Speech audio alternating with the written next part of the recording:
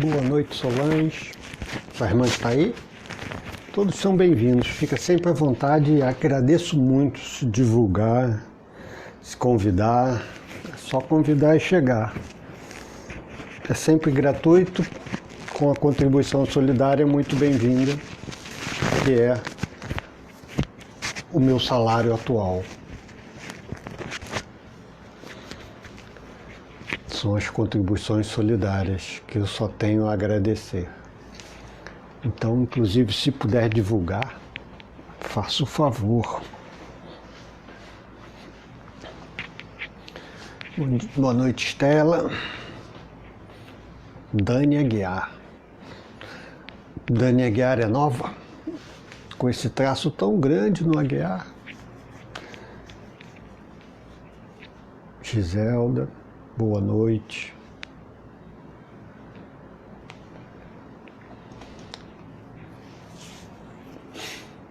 Boa noite, Estela. Só você.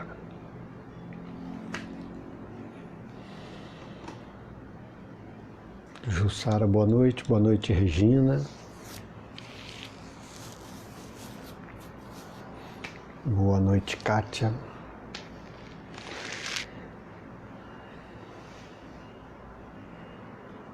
Então, vamos dar início. Boa noite a todos, que todos possam ter uma boa noite de sábado, um domingo e um feriado, muito bem, com uma boa noite, com um bom dia e um bom feriado. Que todos possamos ter paz no coração. Então vamos dar início, já passando para a respiração coerente. Não sei se a Dani é a primeira vez. Dá uma palavrinha aí, Dani. Você é a primeira vez? Eu falar um pouquinho da respiração ou nem precisa? Nós podemos ir direto. Ana Luísa não é a primeira vez não, né? Então, se o Dani puder dar uma palavrinha. Nós começamos com a respiração coerente. Passamos para a meditação e depois a leitura do livro. Essa é a nossa prática. A meditação é concentrada.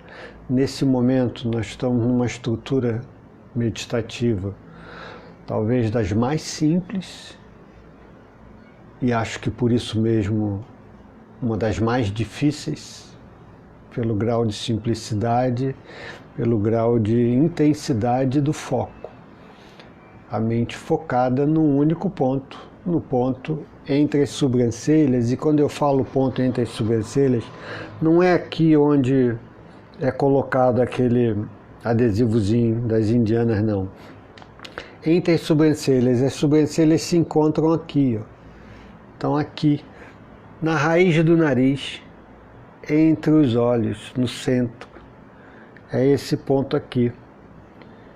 Se nós trouxermos o ar aqui para cima, como se estivesse sentindo o perfume daquele prato delicioso, que eu vou sentir o aroma dele, o ar vem aqui em cima, no bulbo olfativo, na região do olfato, e que estimula toda uma área do cérebro ligado ao olfato. Então, o ponto entre as sobrancelhas fica aqui. Nossa meditação nesse momento é focada nesse ponto, com o olho direcionado, os olhos fechados, mas o olho aqui, ó. Mas é fechado, relaxado. Ele pode ficar entreaberto, porque às vezes acomoda melhor quando eu mantenho o olho entreaberto.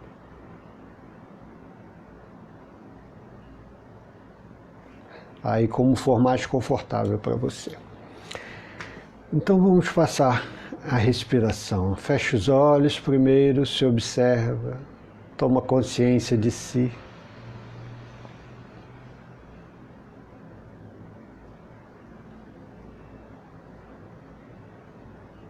Um dos processos do autoconhecimento é começar a perceber para onde sua mente te leva. Muitas vezes, e com muita frequência, A mente mente, conta um monte de mentirinha. E você cai em todas elas. Comece a perceber para onde sua mente te leva. E aos poucos, sem violência, sem repressão, a mente não se submete a nenhum tipo de repressão, a nenhum tipo de autocontrole através do domínio e da repressão, mas sim pela sedução. Por isso a prática tem que ser simples, para que possa ser agradável, que você possa gerar uma integração entre você, esse ser essencial que habita em você, sagrado, e o fulano de tal, que acha que é o rei da cocada preta, o dono da situação. Então, é comum você ter a intenção de manter a mente focada num lugar, mas o fulano de tal está conversando e dialogando, tagarelando outros assuntos. A prática é para integrar você com você mesmo. Para isso precisa ser simples. Observe sua respiração. Antes de começar a exercer controle sobre a respiração, que é o que acontece durante a prática da respiração coerente. Você permanece o tempo todo sob o controle da inspiração e da expiração. Nesse momento, observe sua respiração livre. Durante a prática, mantenha a presença do observador. E depois da prática, continue observando, para que você possa perceber como se sente durante todo o processo.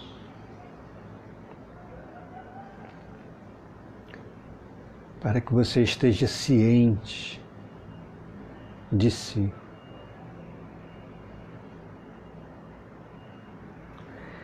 Então damos início no terceiro sino. 1, 2, solta o ar, começa, inspira, solta,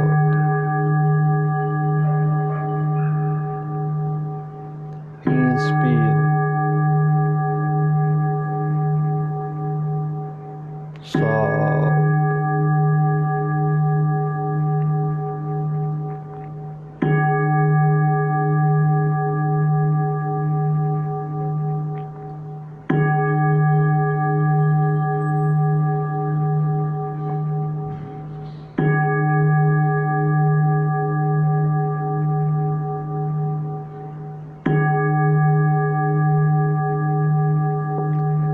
você que tem participado do treinamento respiratório,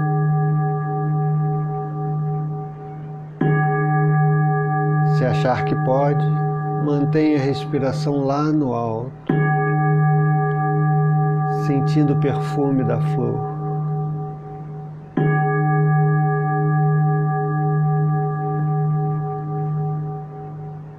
E assim mantenha uma postura vertical, alta, elegante,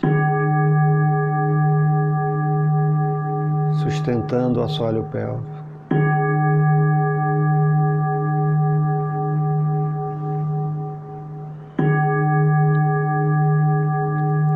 E se dominar o Ujjayi, mantenha o Ujjayi.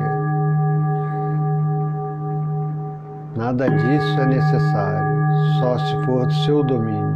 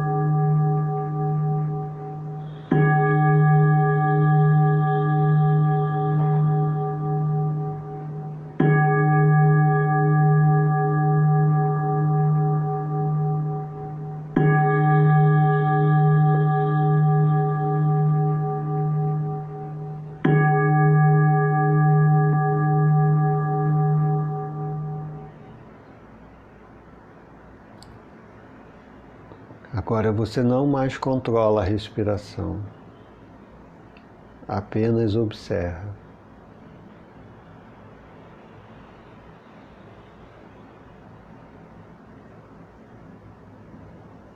Mantenha a presença em si mesmo.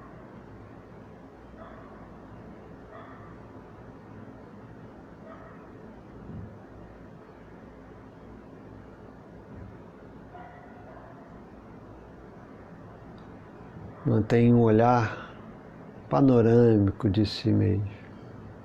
Se veja por inteiro.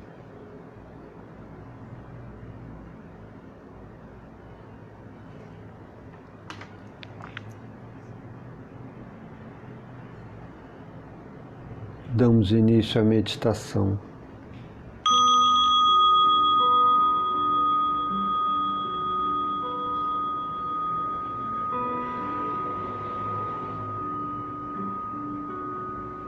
A prática é simples. E saiba que quando você mantém sua mente focada, unidirecionada, você gera um repouso, porque você diminui a necessidade de conexões de trânsito psíquico e mental. Mas a mente insiste em se distrair. E você não luta. Você observa, reconhece e aproveita para conhecer a si mesmo, conhecer para onde sua mente te leva. E gentilmente volte a direcionar a mente. Direcione, concentre-se no ponto entre as sobrancelhas, na raiz do nariz.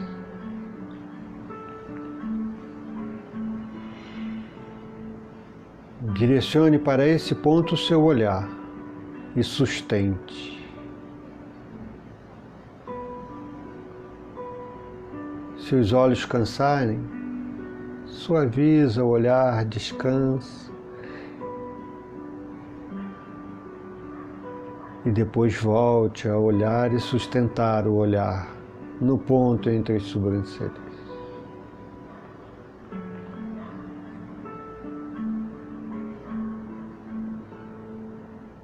E assim permaneça, sustente uma postura, uma atitude, uma ação firme,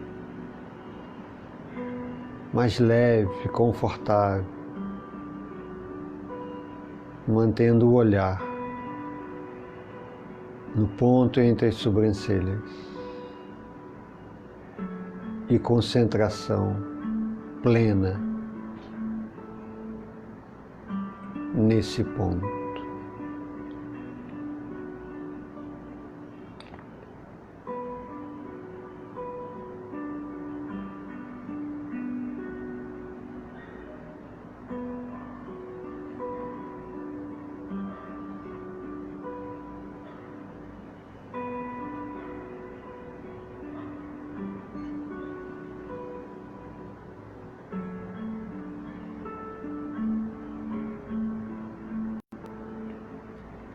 Pode ser que você observe que naturalmente ocorra algumas pausas na sua respiração.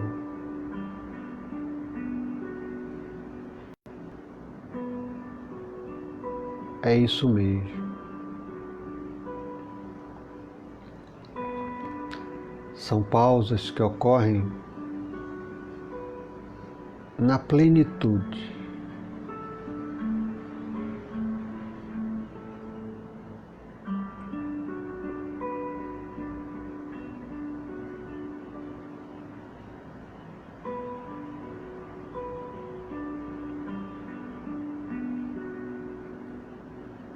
Pode ser que aconteça de em algum momento você perceber que esqueceu de olhar. Apenas volte a direcionar os olhos para o ponto entre as sobrancelhas.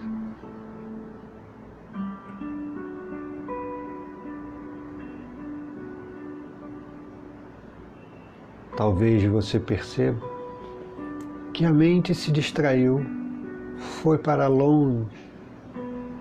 Observe. Reconheça para onde sua mente te leva. E gentilmente, sempre lidando com amor e ternura para com você mesmo, para com tudo e todos, gentilmente traga a mente de volta e sustente no ponto entre as sobrancelhas.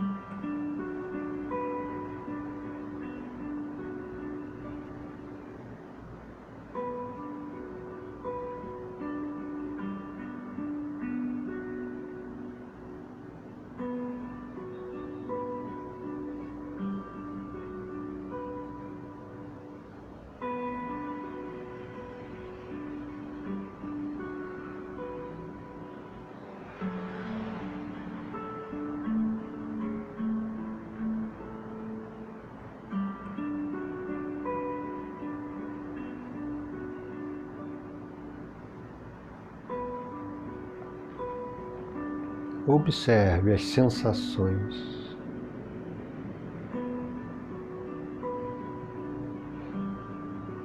Oriundas da concentração nesse ponto. Não estou falando de imaginar, não é imaginar. Uma percepção direta.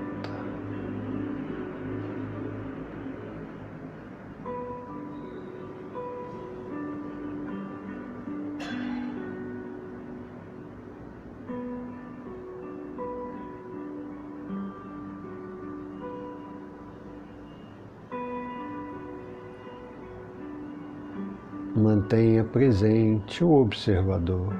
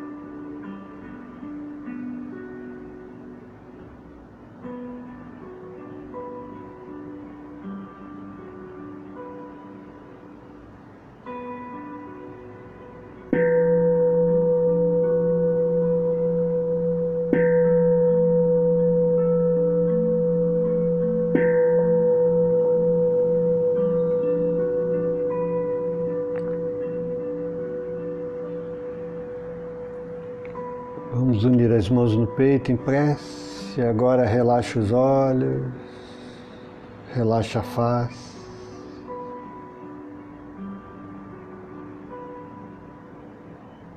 Relaxa a concentração. Se observa Como você se sente?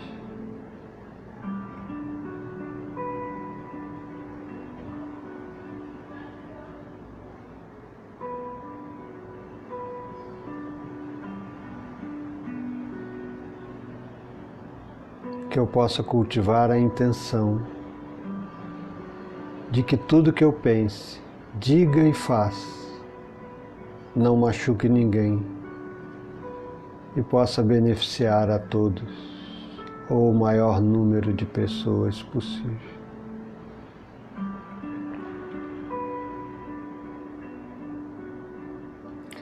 Vamos encerrar a prática vibrando o Om Shanti. Inspira.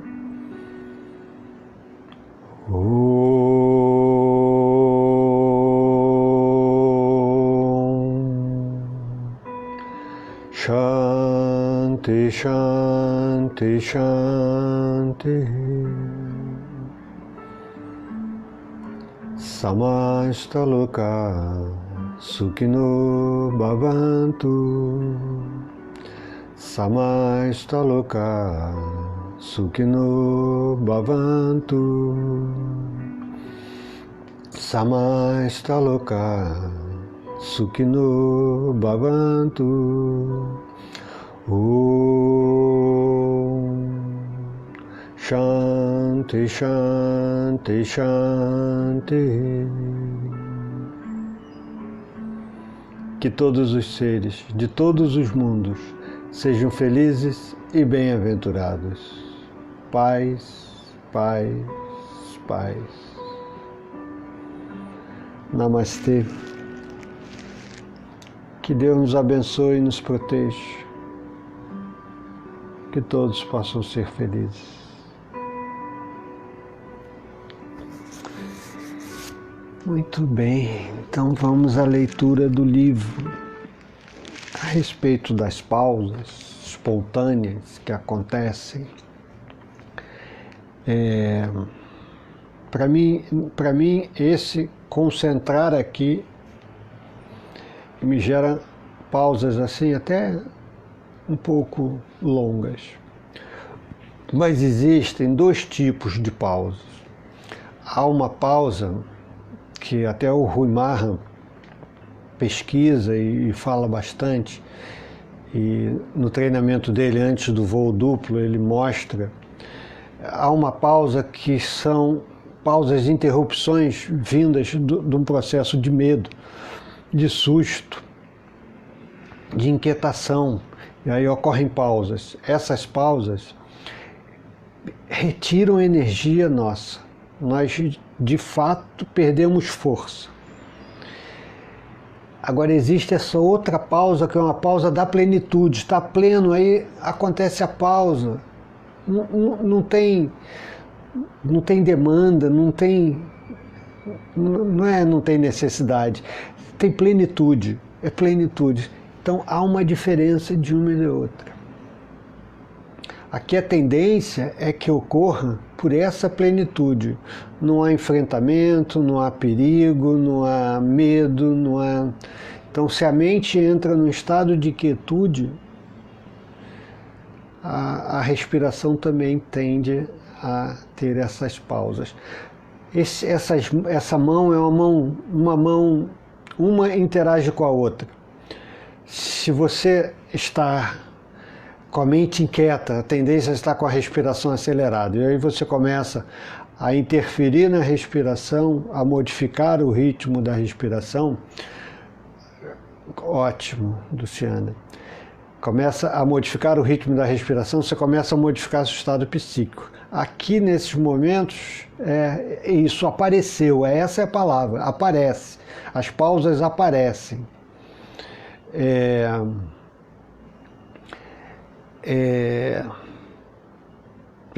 Perdi o raciocínio. Onde eu estava, perdi o raciocínio. Mas é isso, a pausa, ela aparece. Já sei, a mão. Nesse caso, na meditação, nós estamos atuando de uma maneira bem direcionada, de forma, como eu falei no início, quando você concentra a mente, você dá um descanso para ela. porque você tira, ela fecha essa porta de comunicação, né, dos órgãos dos sentidos com o cérebro que formam a percepção e que formam um conceito através da mente. Você dá um descanso nesse processo, que são comunicações muito intensas. E aí a mente aquieta, porque ela está direcionada, não está precisando se envolver com nada mais, está só aqui, numa condição segura, numa condição tranquila, numa condição confiável, de você com você mesmo, né? Então a mente é quieta, a respiração tende a quietar. Da mesma forma, nós temos uma via que vai da respiração para a mente, mas tem a via que vem da mente para a respiração. Então é possível e dá para perceber, dá para sentir, quando é uma pausa que é um susto que deu uma travadinha na respiração, que é uma forma de proteção, ou quando é uma pausa porque tem uma plenitude, tá bom. E aí, mas essa palavra que foi usada, aparece, surge, porque vem, acontece. E aí desfrute disso. Aí não tem como, mas no momento que você desfruta, você começa a interferir e começa a gerar substância psíquica, começa a gerar oxigênio, começa a desencadear todo o movimento. Daqui a pouco tem que parar. Porque começou a pensar, necessita de oxigênio, aí já modifica a respiração para dar conta desse oxigênio. A mente, o cérebro, precisa de muito oxigênio para funcionar. Também senti alguns sustos, assim, e retomava.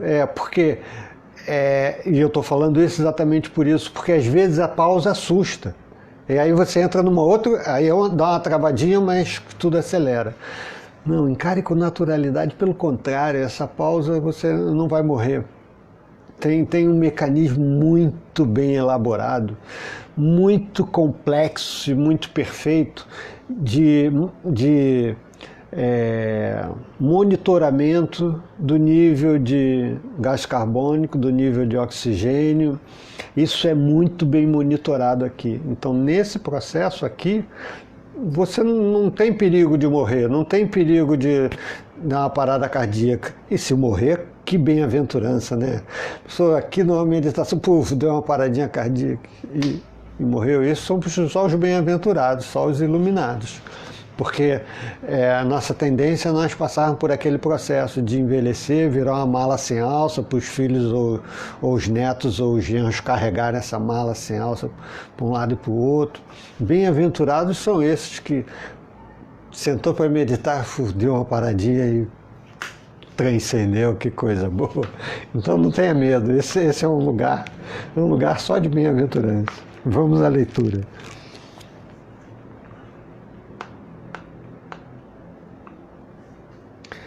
Então paramos aqui. O depoimento da moça lá, que o nome dela é da senhora Rodlake, que ela termina dizendo que essa mudança interna diminui o estresse emocional, apesar da sensação de dor permanecer. Então só mudou a percepção. Outra luzinha foi acesa durante a semana devotada ao que torna o trabalho significativo e gratificante. Ao perceber que tinha perdido a paixão por praticamente tudo, Rodlake decidiu trabalhar com outras pessoas que sofrem de dor crônica para ver se conseguiria ajudá-las também. Abre aspas. Eu ainda estava bastante deprimida, mas comecei a fazer mais coisas, diz. É impressionante como as ferramentas do Action for Happiness me ajudaram. Descobri que poderia tomar atitudes que fariam uma grande diferença. Voltei a ter esperança no futuro. Fecha aspas. Com a mudança interna, ela começou a pensar em como melhorar o apoio a pessoas que sofrem de dor crônica. Percebi que uma nova abordagem era necessária, que fosse mais útil e usasse algumas das ideias que aprendi no Action for Happiness. Rodlake hoje aconselha informalmente outras vítimas de dor crônica sobre como obter ajuda e busca lhe trazer esperança. Ela está em vias de se tornar uma voz de paciente no programa voltado para aprimorar as diretrizes para o tratamento de pacientes no sistema médico britânico. E também divulga o Action for Happiness, distribuindo o cartão sobre as 10 chaves para uma vida mais feliz e estimulando outras pessoas a se envolverem. Eu ontem me inscrevi, mas ainda não deu tempo de estudar e conhecer esse um pouco mais. Eu não teria chegado aqui sem o Action for Happiness e o curso que fiz, afirma. Ainda tenho dias ruins e a vida certamente não é perfeita, mas o programa me ajudou muito. Hoje tento ser a mudança que eu quero ver. Isso é muito interessante. O Tiago Leão, do Instituto Hermógenes, ele trabalhou por um tempo no Oncodor, né? E é muito importante ter muito claro esse papel e que é uma ajuda muito grande, mas é importante ter claro, em nenhum momento ele esteve ali para tratar do câncer, né? Quando alguém assume um papel desse, yoga terapia, e aí é um olhar meu, tá? Yoga terapia e se propõe a tratar um câncer, aos meus olhos, é um criminoso. E aí falo, talvez seja uma fala, talvez, sei lá, arrogante, forte, mas aos meus olhos, assim como o acupunturista, que se propõe a tratar um câncer com acupuntura, ou um instrutor de yoga, um professor de yoga que se propõe a tratar um câncer com yoga. Eu acho que é um criminoso. O Tiago deu ótimas aulas, ajudou muita gente no Oncodor. Fez um trabalho lindo. Um instrumento, uma ferramenta muito importante da pessoa. Esse relato aqui dessa pessoa que encontrou um espaço, essa ferramenta não tratou a dor crônica dela, mas abriu um espaço, criou qual é a palavra que eu vou usar? Criou um distanciamento onde não teve uma fuga da dor, continuou com a dor, se relacionando com a dor, mas encontrou um espaço para também ter outras coisas. Então, o Tiago ali ajudava a respirar, ajuda a se observar com distanciamento. Talvez você possa levantar o braço enquanto respira. Estou falando em pacientes de oncologia com câncer. Talvez você possa levantar um braço enquanto respira. E possa perceber e descobrir que tem um prazer e tem um ganho no simplesmente levantar um braço, sem gerar nenhum outro desgaste dentro daquele processo de recuperação. Então você abre um espaço para a pessoa descobrir que tem vida dentro desse processo.